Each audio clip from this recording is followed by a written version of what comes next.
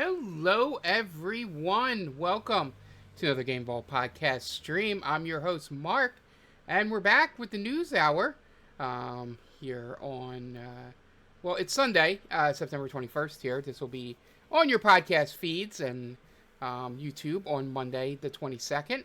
Second to last podcast in September here as we're pushing closer to Comic-Con, Extra Life, all this, the holidays, all this stuff.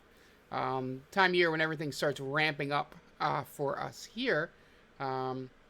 Also, I got to make this a good one because there is very much the possibility that this could be the last Game Vault Pod News Hour before the Rapture. And who knows if I'm going to be hanging around.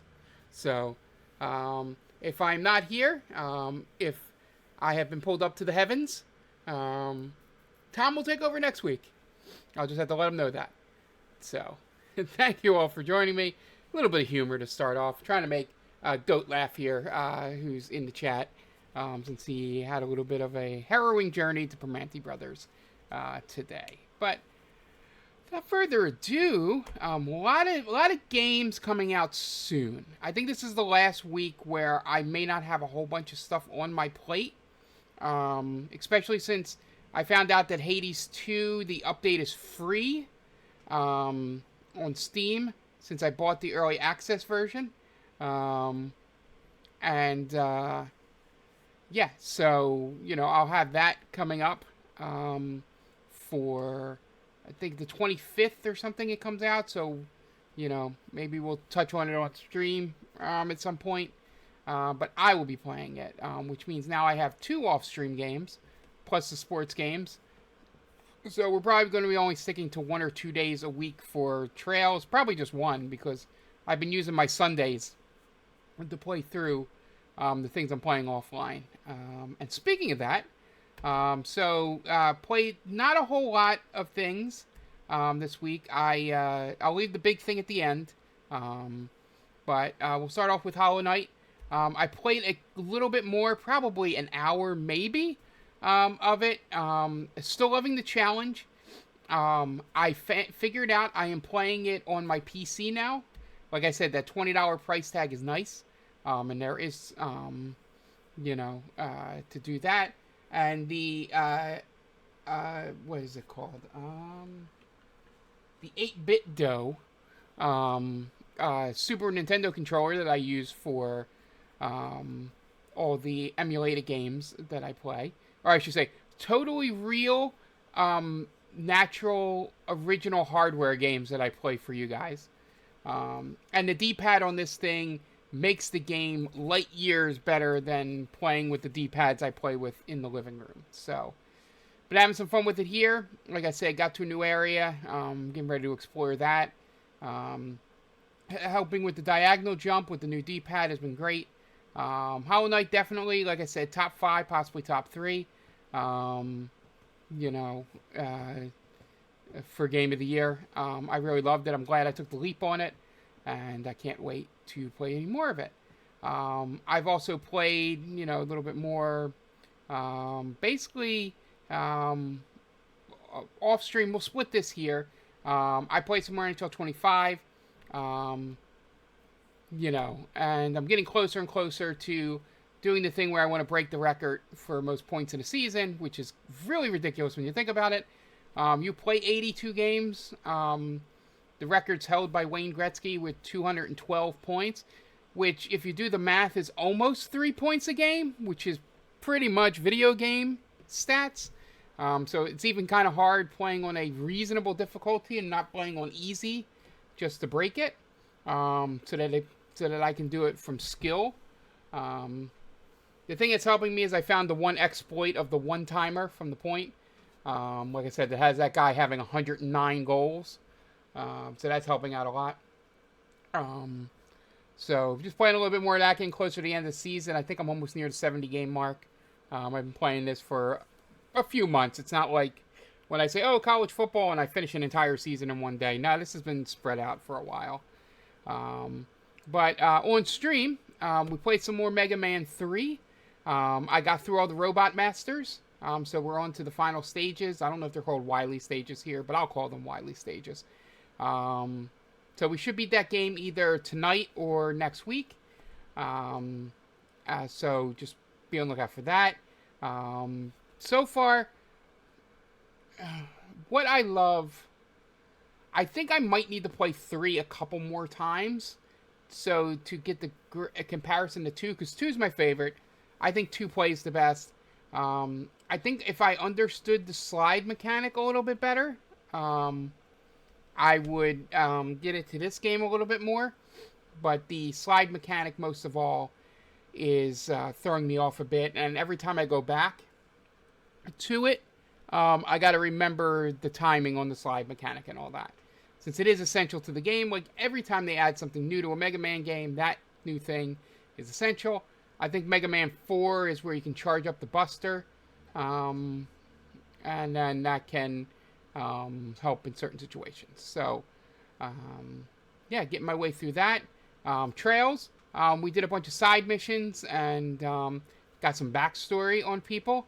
That game, I heard somebody, I think it was Bradley Ellis, formerly of Easy Allies, was streaming first chapter, and he said the word that probably sums up the Trails games from the game and a half that I've played so far, is that they're just very cozy games. Like, the difficulty, it makes you think and you got to go through, but it's not any, like, intense anxiety in the gameplay, and the story is very, like, not convoluted, even though it is introducing a lot of concepts and stuff. The play, for the most part, in terms of, you know, plot and who the villains are and all that, you kind of know. There's going to be double crosses at some point here and there, but it keeps enough of it in line, and they don't assume you played the first game sometimes, and they will name people and give like a brief 2-sentence explanation on them, which is fantastic for new players to the game. So I can't wait to get a little bit further in that. And I'm also probably going to buy first chapter at some point, because I watched the launch trailer, we watched it together before the stream on Saturday. And I only got one little glimpse of Olivier, who was voice acted by Matthew Mercer, and he just sounded like Matthew Mercer, which was kind of disappointing. I don't know if he given him a French accent. Feels like he should have a French accent. I'm giving him the worst possible French accent that you can give somebody, if you've been watching the streams. I am terrible with that accent, but I have been trying to get a little better. I sometimes drift into Gambit and Cajun French territory, and every so often there's some French Canadian in there. It's just French voices I've heard in my head before just come out. So it's been a fun time doing that, but I wish his character was a little more, you know, like that. The other characters all sound pretty good. Tita sounds a little bit more grown up than I thought she would, since she's only like 11 or 12 in the game. I thought they would, to keep that youngness, I thought they'd make her a little bit more high-pitched voice, but it doesn't sound like that. But that might just be, you know, a one-line read in a trailer, so. But I will definitely, I'm going to definitely buy first chapter and play through it, just to hear the voice acting. Yeah, and I think that's about it for streaming games and stuff like that. But the one big thing I did play this week, it actually, because I was trying all the different little facets of it, since it is just a trial, I played through the NHL 26 trial, and a couple of things right off the bat. Doesn't seem like they did much in terms of updating how franchise works, in the sense of scouting and all that. That all seems about the same, unless I'm missing something.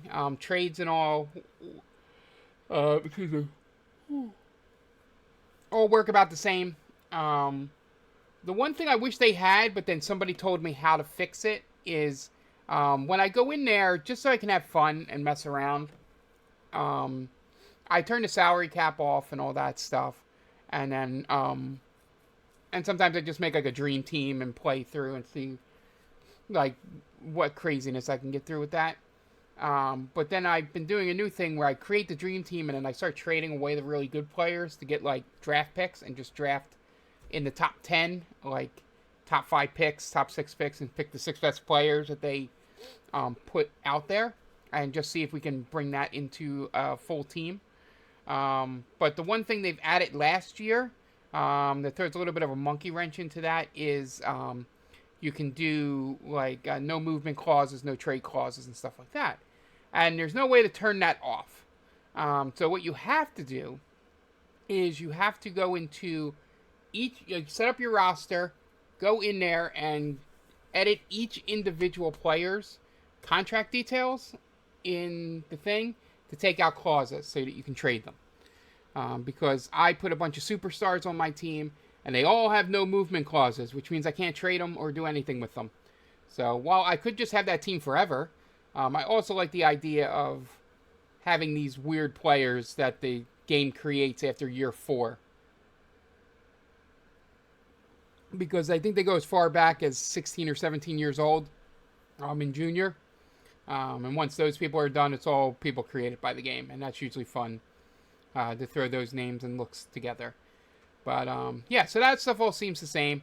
There's a pretty cool opening in that what team you choose is your favorite team.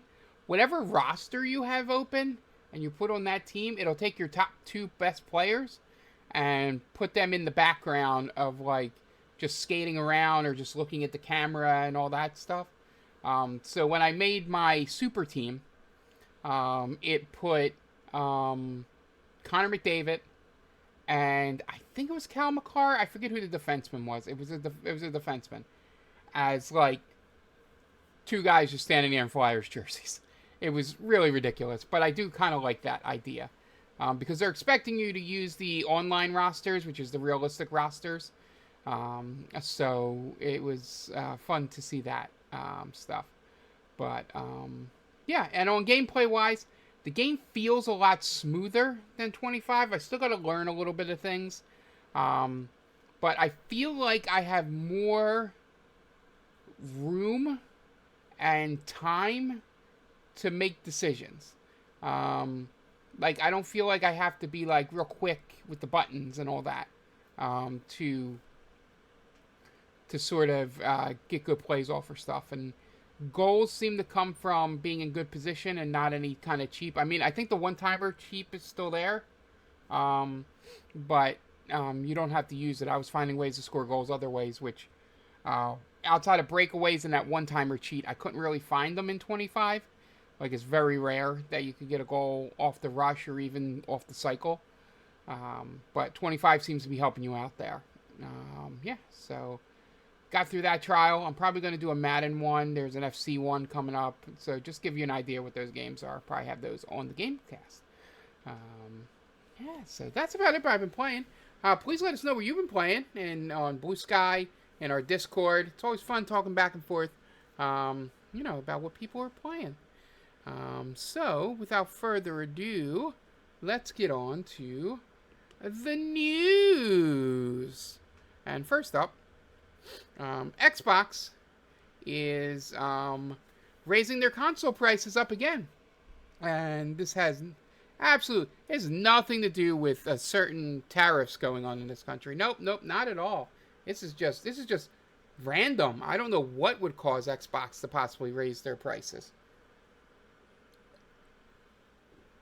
So, Xbox will increase retail pricing on the Xbox Series S, Series X, Series X Digital, and Series X 2TB Galaxy Black Special Edition beginning October 3rd.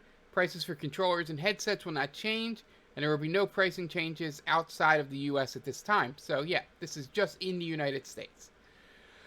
Series S, 512 gigabytes are going up to $399. Series S 1 terabytes are going up to $449. Series X Digital going up to $599. Series X going up to $649. And Series X 2 terabyte going up to $799. So an average up, it's between $20 and $70 raises here. And Xbox says The price increase occurred due to the changes in the macro economic environment, and adds that in the future it will continue to focus on offering more ways to play more games across any screen and providing value for Xbox players. Yeah, so I'll just let that be there on the screen for you guys. Yeah, so essentially, yeah, this is just one of those things that, costs of things going up is just being passed back on to the consumer. And, not a coincidence, it coincides with certain things going on. But yeah, so, yeah, if you don't have an Xbox Series S, or you're planning on getting one for Christmas, or getting one for somebody for Christmas, yeah, this is going to affect you.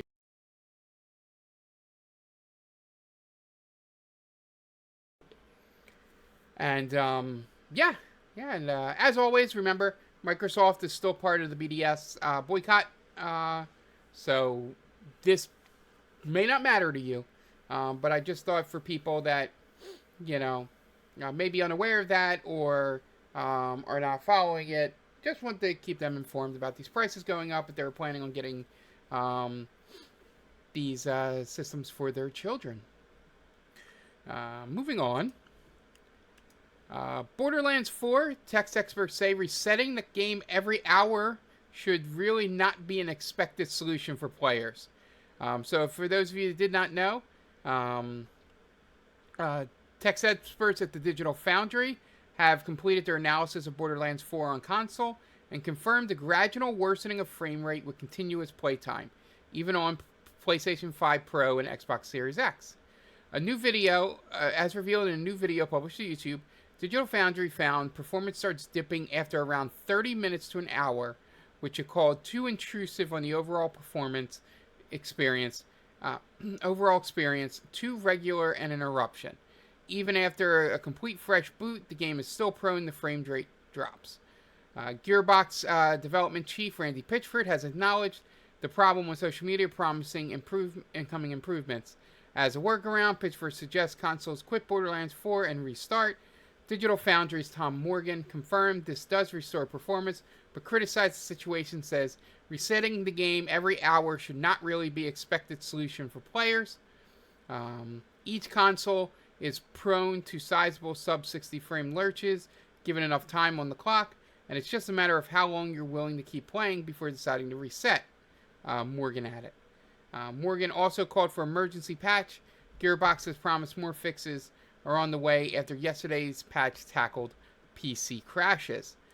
So, Borderlands 4, as Go said, glad he waited on that game, seems to be a trash fire right now. And, yeah, and on top of, some people, being mixed about the game, and then this technical issues, it's just been a horror show launch for Gearbox. So if you have Borderlands 4 and you've been running into these problems and did not know why, it is the game, not you. After about an hour or so, or however long you can stand it, you just have to do a fresh boot of the console, and it'll go away. So, but they should have a patch out. I would imagine Gearbox, while we do make fun of Randy Pitchford and a bunch of other things, they're pretty good usually about getting patches out at some point, so it should be coming fairly soon, but especially since they fixed the PC crashes almost immediately. So if you waited on the game, I would wait a little longer. Doesn't seem like there's any rush to really get this game. Next up, Steam drops support for Windows 10 32-bit. Says it's only in use in 0.01% of systems. For those of you who don't know, Windows 10 is going, they're going to stop supporting it, Microsoft, coming up soon. So this is Steam getting out in front of it. Valve has confirmed Steam will be dropping support for 32-bit versions of Windows 10 operating system. The company says Windows 10 32-bit is used by 0.01% of users. Windows 10 62-bit will still be supported, and 32-bit games will still run. As of January 1st, 2026, Steam will stop supporting systems running 32-bit versions of Windows, Valve explained in an updated post to its blog. Windows 10 32-bit is the only 32-bit version that is currently supported by Steam and is only in use on, again, that 0.01% of systems reported through the Steam hardware survey. Windows 10 64-bit will be supported and 32-bit games will still run. This means that while existing Steam client installations should continue to function for the near term on Windows 10 32-bit, they will no longer receive updates of any kind. Most crucially, this includes security updates. So this is always the decision when it comes this time when Microsoft's basically forcing you to go to the next Windows. I held out on Windows 7 for at least a year or two. I think when it started really messing with, I think when we started doing streaming, like real hardcore, and we started doing D&D and stuff like that where I need it to make sure I had everything up to date is when I upgraded to 10. But I had used 7 for a long time. I'm probably going to do that at least through the first year because I've seen Tom and Roxy Foxy have some issues with Windows 11. So I'll wait for those bugs to all get taken care of before I make the leap. I did the same thing, like I said, 7 to 10. I just skipped over 8 completely. And haven't really had an issue with 10. So, yeah. Yeah, but if you, for some reason, have 32-bit, I believe I have 64-bit. Just be aware that you're going to have to make that jump sooner than most. If you haven't already. Next up, Cyberpunk 2027 sequel looks set to include multiplayer years after Cyberpunk 2027 online mode scrapped. CD Projekt looks to include multiplayer features in Cyberpunk 2 years after similar plans were scrapped for Cyberpunk 2077. A posting for the role of Cyberpunk 2's lead network engineer lists the job's responsibilities as including the need to develop and optimize multiplayer systems, including matchmaking, with an aim to address challenges related to latency, bandwidth usage, and server performance. Applicants will also need to work closely with game designers, gameplay programmers, and other departments to integrate network features seamlessly. The job description continued to play a pivotal role in designing and implementing the network architecture and online systems. As expected, the role is primarily based out of CD Projekt's Boston studio, where work on Cyberpunk 2 is now underway, while the company's Polish team is focused on The Witcher 4. So yeah, I guess some positive news for what Cyberpunk 2 will include that'll make it different from Cyberpunk 2077. I am not sure what multiplayer would be involved with. Would it be PvP? Would it be PvE? Co-op? I don't know what they were considering at any point. But yeah, the ambition is definitely there. And then we'll see what they do. This is it's a game ripe for doing that. But yeah, we'll see. I think co-op would work a lot better than PvP, but that's just me not really ever getting into the online PvP for things. And this game would be no different.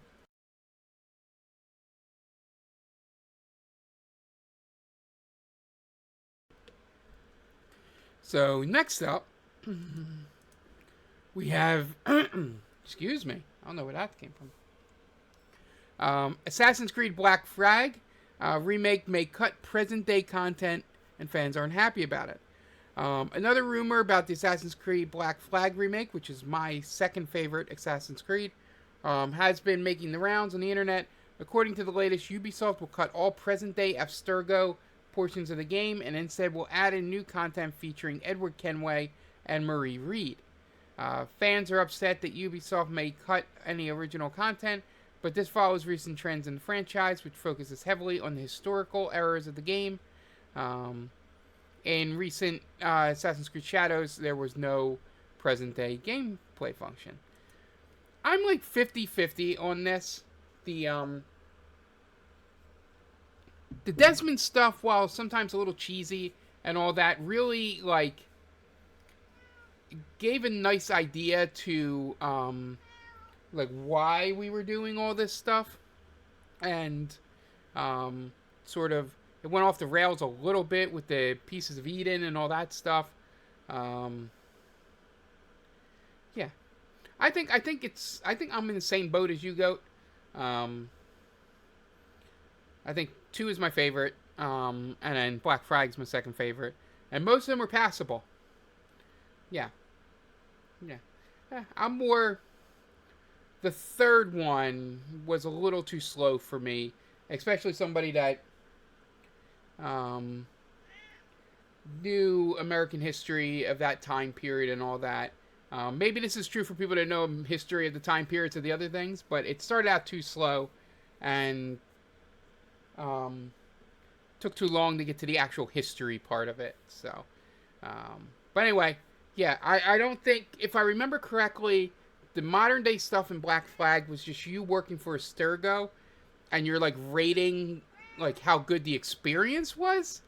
I don't know. I forget if it had any real stuff tied into the Desmond stuff. It's been a long time since I played um, the game. So, um, yeah, I'll give a remake a chance here.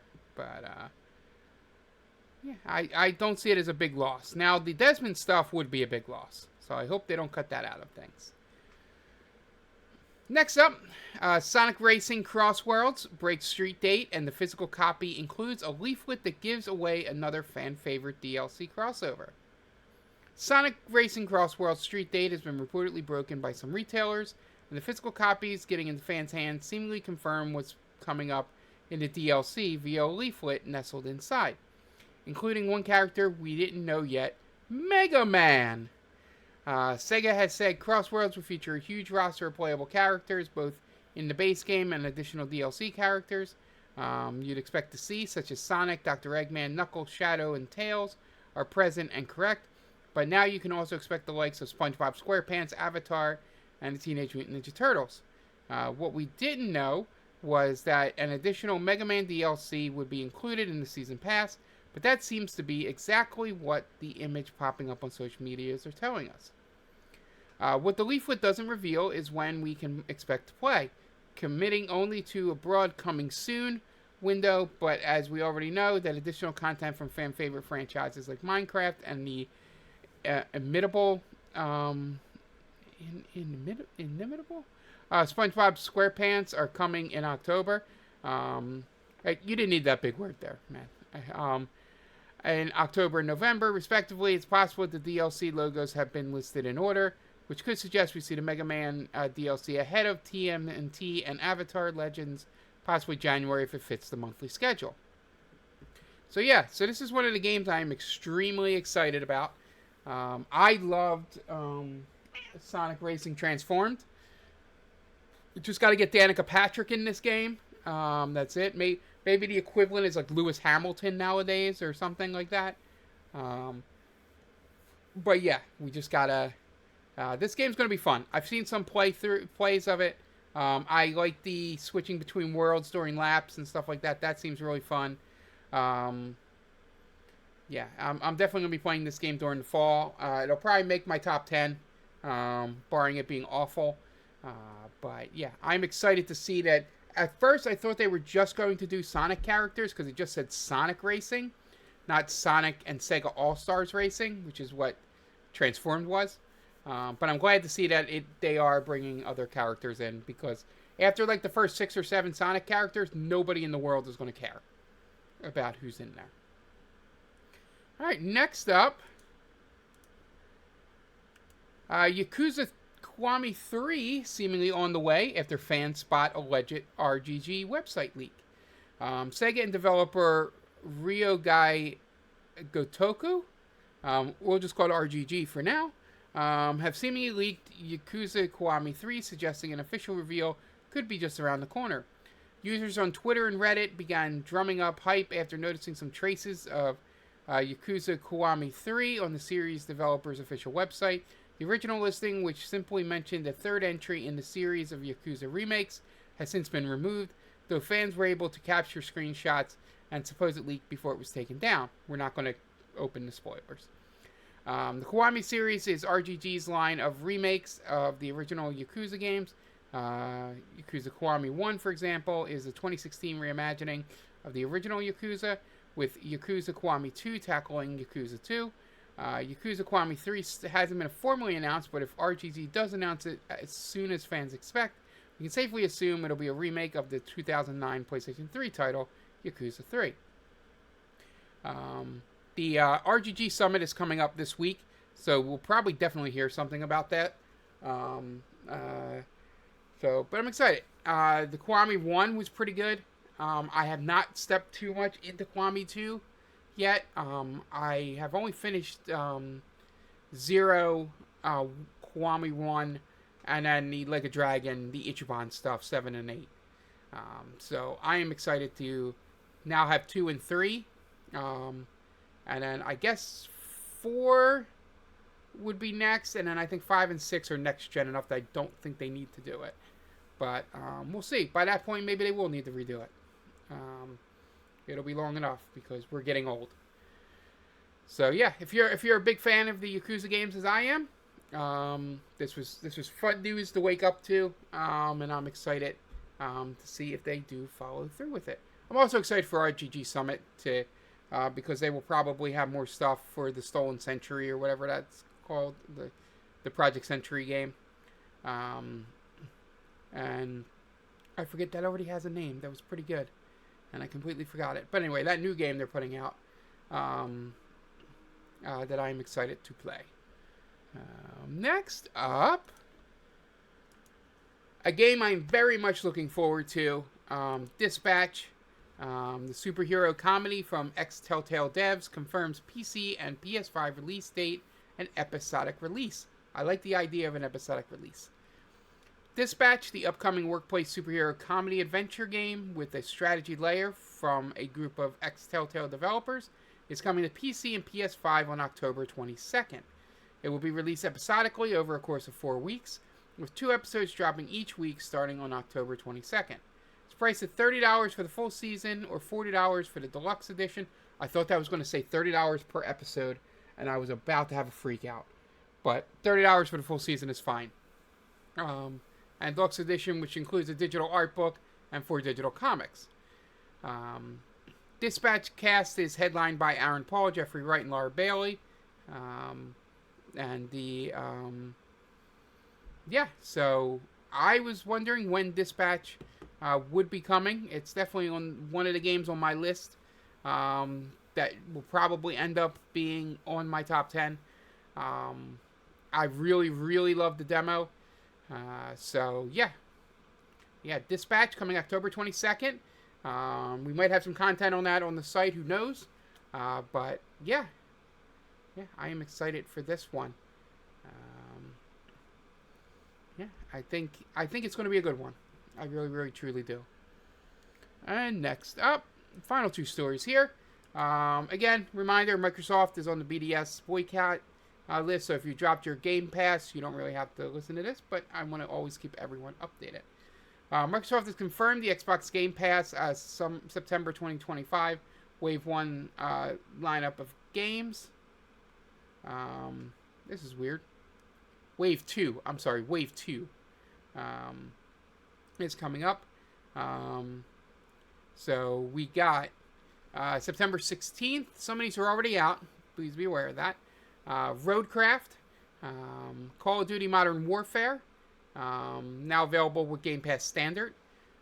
For the King 2, Overthrown, Deep Rock Galactic Survivor, Frostpunk 2 is just Game Pass Ultimate, Wobbly Life, out for everything, Hades, out for everything, Endless Legend 2, just Ultimate and PC Game Pass, that's coming on the 22nd. The 23rd is Sworn for Ultimate and PC.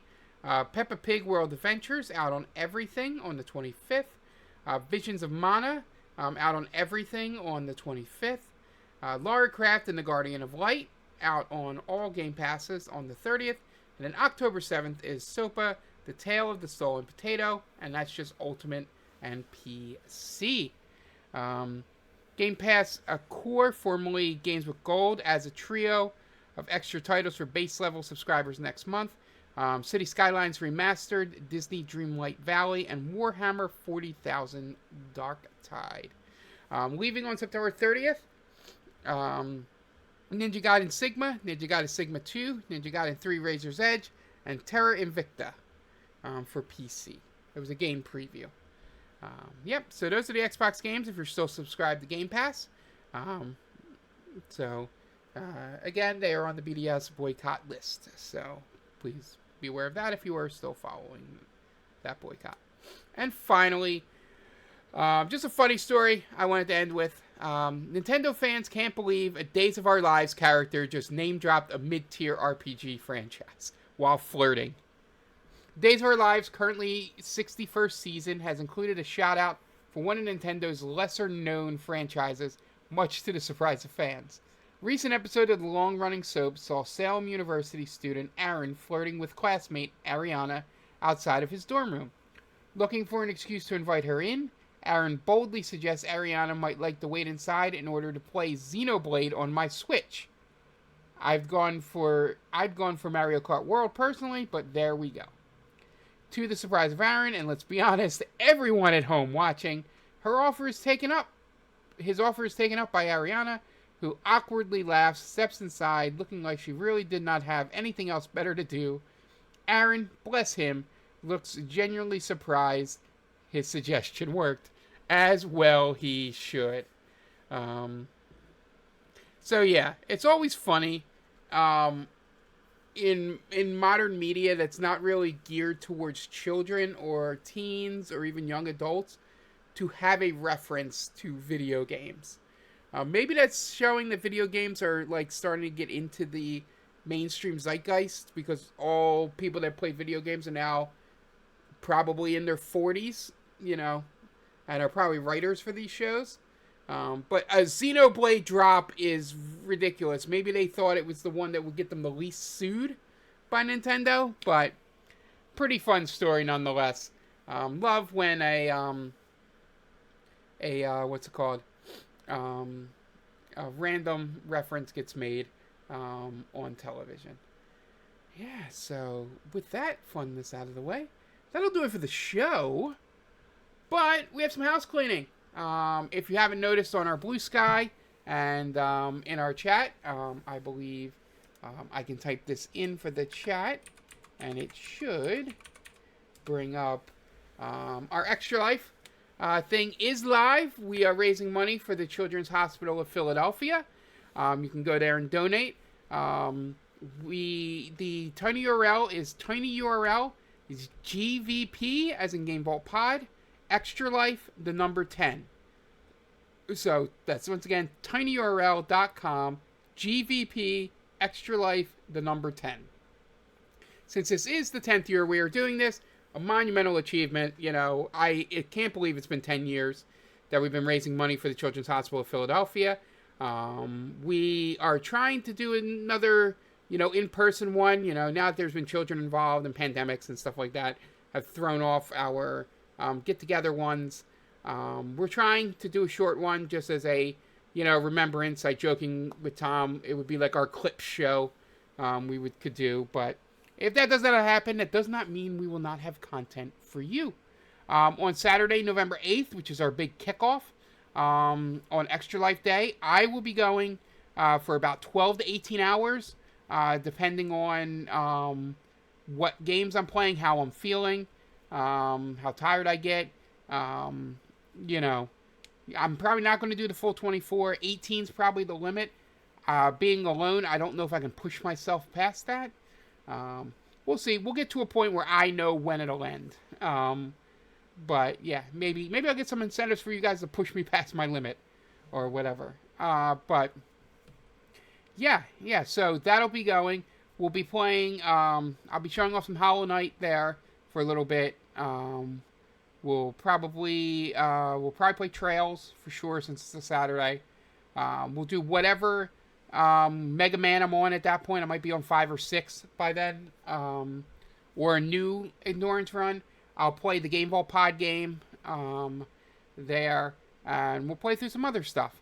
Maybe I'll show off some Expedition 33. You know, just fun times. Show off some fun stuff and that stuff. Or maybe play some Dispatch, or just things like that. There are enough of you here. Maybe we do Jackbox stuff, but I doubt me running a solo stream will have enough people in the chat to play some Jackbox.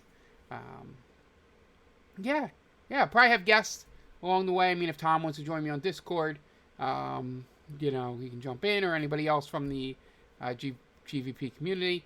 Maybe I'll see if Kitty Ash Cat's available. Maybe I'll finally play Siege with her and her friends, or something fun like that. But yeah, that's just our kickoff on Saturday, November 8th, starting at 9 a.m. But I will be streaming every Saturday/Sunday, depending on if at least one of those 2 days, not both days, at least one of them, every weekend until the end of the year, leading up to our New Year's Eve extravaganza. So basically what'll be different on Saturdays is, instead of just doing my normal Saturday stream, which will be the back half of it, like we did last year with Turn Nights, the back half of it will be, whatever the Saturday game is at that point. I probably shouldn't have Trails beaten by then, but, if we're playing Neo Dimension Fantasian at that point, then that's what we'll be playing. But I would be doing stuff before that as well. Maybe, like I said, maybe some more Dispatch, maybe some Ball Cross Pit if that's out, maybe some Hades 2. We'll just be playing stuff, messing around, maybe finding stuff that I already have from Game Pass and all that to play. Just messing around. That'll be what the Saturdays will be. Just be out raising money. I might do a wheel stuff just to make those a little bit more fun and entertaining. Maybe I'll do some randomizers, things like that. Suggestions are always welcomed for things to do for those shows. But yeah, that's the plan. One big one on November 8th, a bunch of smaller ones, and then hopefully an in-person one that will involve a game of Jackbox at least. So just keep an eye out. The in-person one is a game time decision, so we might set a date and then might need to cancel it. So we'll just keep you updated on all that. Our regular streaming schedule, I'll be back on Monday with Mega Man 3. Tom will probably be on Friday this week. I'll have to talk to him about that. Plans change where I don't think I'll be available on Thursday again. So we'll play through on Friday. And then Saturday will be Trails in the Sky. And then if I have some time on Sunday, we'll play it again. But just, our normal, thing here, as we normally do. And then maybe we'll be popping up with just some random stuff for new games coming out as well.